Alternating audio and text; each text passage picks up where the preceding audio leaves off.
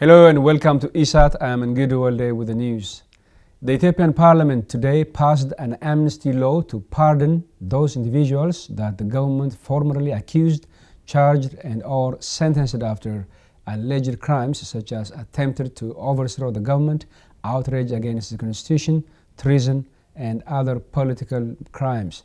The long-awaited law comes after severe criticism against the previous administration, controlled and manipulated by the Tigray People's Liberation Front, TPLF, that criminalizes dissent and used such laws as the Anti-Terrorism Proclamation to target opposition political parties and critical journalists. Thousands of political activists, members and supporters of opposition parties, critical journalists and citizens with dissenting views have been jailed, tortured and deliberately sentenced to prison terms on trumped-up terrorism and other charges by the regime's kangaroo courts.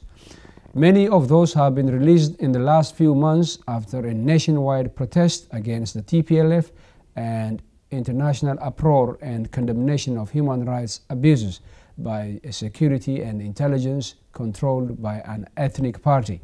The law stipulates that a board would be formed comprised of relevant ministries and government departments to implement the provisions, accept and process appeals for amnesty, and present recommendations to the Prime Minister for final decision.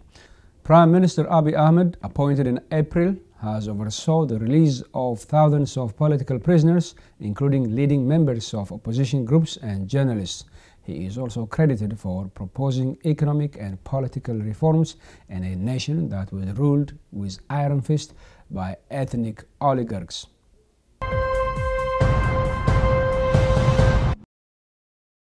Leaders of Ethiopia and Eritrea would meet soon to further talks between the two sides to resolve border issues and begin normalization. The announcement by the Ethiopian Minister of Foreign Affairs came at the end of a first-leg visit by an Eritrean delegation to Ethiopia. Workina Gabayo, Ethiopia's foreign minister, told reporters in Addis Ababa today that discussions with visiting Eritrean delegation has opened more doors of opportunities for further talks between the two sides. The foreign minister said the two sides would meet at the level of leaders very soon. Peace overtures by a newly appointed Ethiopian Prime Minister Abiy Ahmed a few weeks ago was responded in the positive by Eritrean President Isaias Afwerki, who decided to send a delegation to Addis Ababa. The Eritrean delegation made a 3-day stay in Addis Ababa, but details of the talks were not made public. The Eritrean delegation, which was expected to conclude its visit and return home today, also carries a message from Ethiopia's Prime Minister to Eritrean President Isaias Afwerki.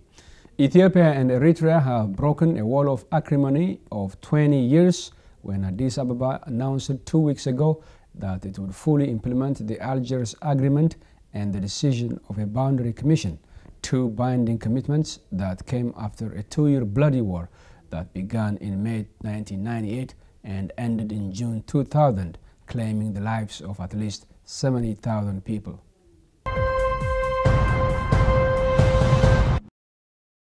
Africa is eliminated from the 2018 FIFA World Cup. The African team Senegal have been eliminated from the 2018 FIFA World Cup after losing 0-1 to Colombia in the final Group H game.